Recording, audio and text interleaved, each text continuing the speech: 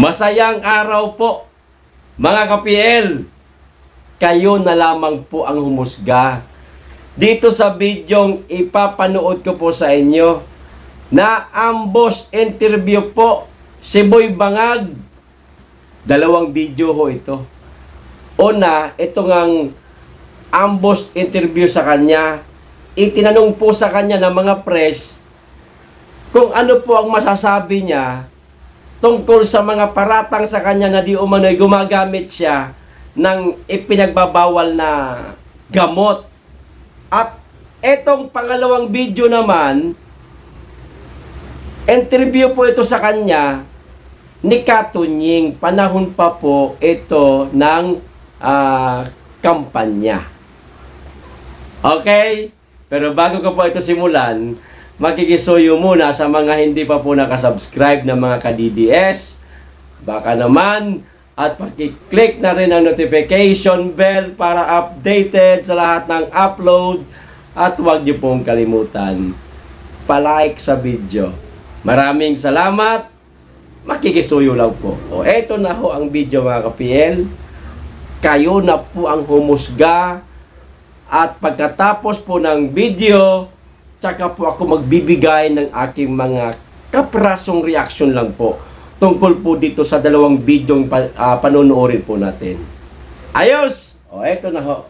Sir, can you categorically deny that you're involved in drugs para matapos ng... Okay na tayo. Thank you. Don't even dignify Okay, PDEA report. Thank you, sir. But sir, can you categorically deny that you're involved in drugs para matapos ng... Okay na tayo. Thank you. Don't even dignify Okay, PDEA report. Thank you, sir. Tatanong ko ito, baka sabihin ng mga nanonood, iniwasan ko ito. Tatanong ko, kayo po ba handang magpa-drug test? Okay. Ikaw na mag-scoop. Bibigay ko yung resulta ng drug test ko na kinuha ko kaninang umaga. Nasa PDEA na. Ano po? Tapos na. Ganun po? Totoo ba? Uy, scoop to. Ang hirap pa eh. Saan po kayo nagpa-drug test? Sa hospital. Opo. Kasi nananawagan ako. Sinasabi ko, lahat sa pagkatapos ng salita ng Pangulo, sabi ko, di lahat tayo pa-drug test. O di na ako na. So ako na nauna. Kaninang umaga pa? Oo. Mariano kain doon. Nakais ko pa. Sir, maraming salamat. Okay, thank you. Thank you so much. O, ayan. Reaction ko po sa unang video, mga ka-PL. Ang ganda ng tanong sa kanya ng mga press. Pero, natawa lang siya.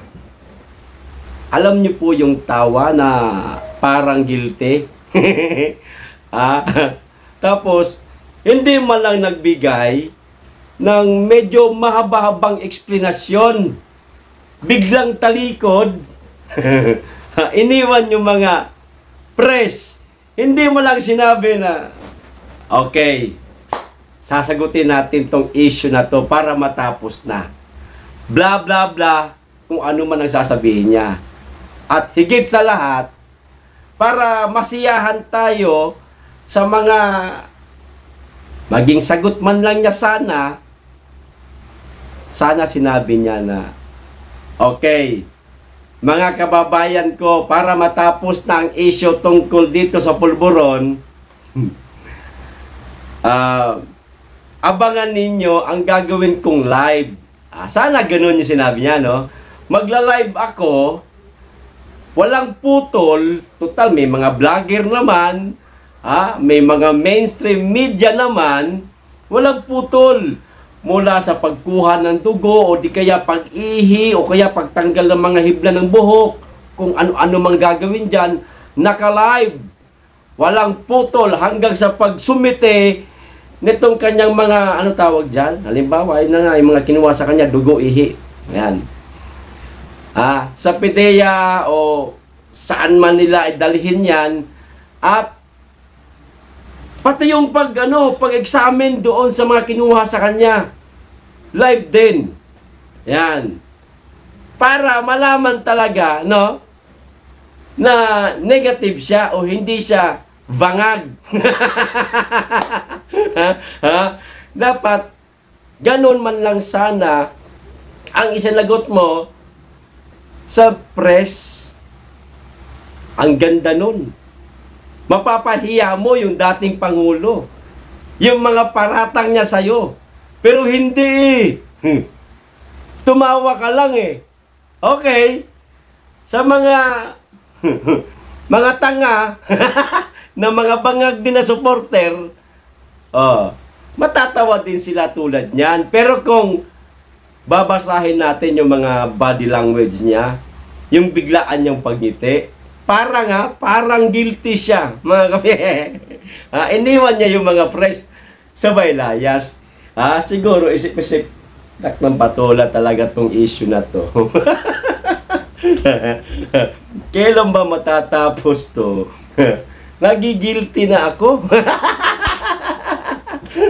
Diba? Tapos, yung naging interview niya naman kay Katunying, napansin niyo naman siguro, no? 2 beses ko, kinat ko pala, in-slow mo ko yung part na yun, yung biglang, yung biglang tumabingi yung normal ba yun? Sa isang, tulad natin na hindi naman gumagamit ng droga, normal yun? Yung ang tigas ng bagang pag nagsasalita, ganito tayo, parang gano'n. Tapos, pawis na pawis, parang puna sa, mapatak siguro yung pawis sa muso. Indikasyon yan, di ba? Nagtatanong lang ako, hindi ako nagbibintang. Di ba indikasyon yan ng isang taong nakagamit ng droga? Yung tigas ng panga. Tapos, madalas pagpawisan. Tapos, madalas nagbubuntong hininga. Ayan. Ano ho sa palagay ninyo, mga ka-PL?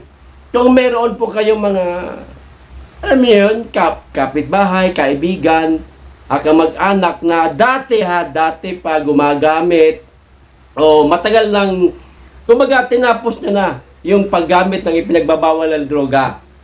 May experience sila niyan malamang kung ano ang mga epekto. Ipakita natin tong video. Sila na lang po tanungin natin. Yung mga may experience po sa paggamit ng ipinagbabawal na droga o ipinagbabawal na gamot. Para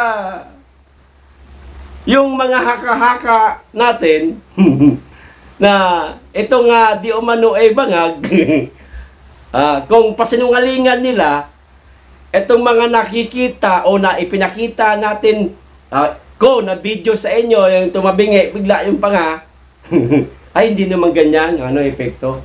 O di tapos. Simple lang yan, hindi na kailangan ng tawag nito, ng drug test. Ayan. Pero,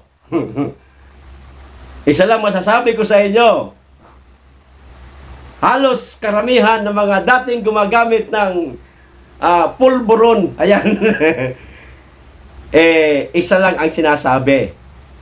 2 indikasyon ang pinakamadaling makita na ang isang tao gumagamit.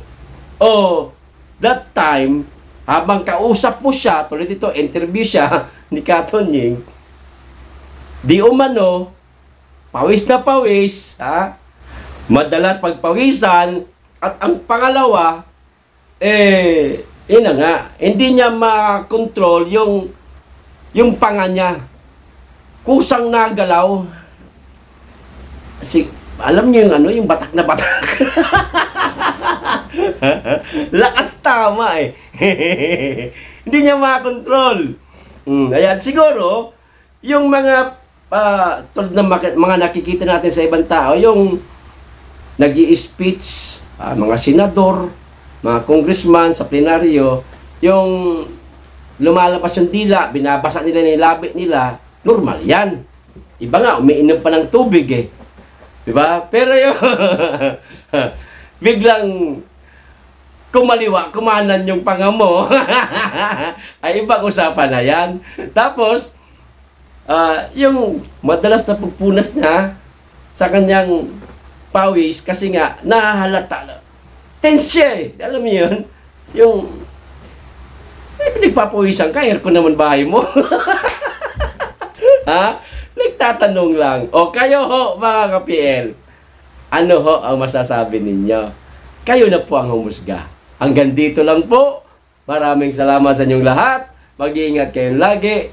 At higit sa lahat, mahalin po natin ang Pilipinas. Huwag ang mga bangag. Bye-bye!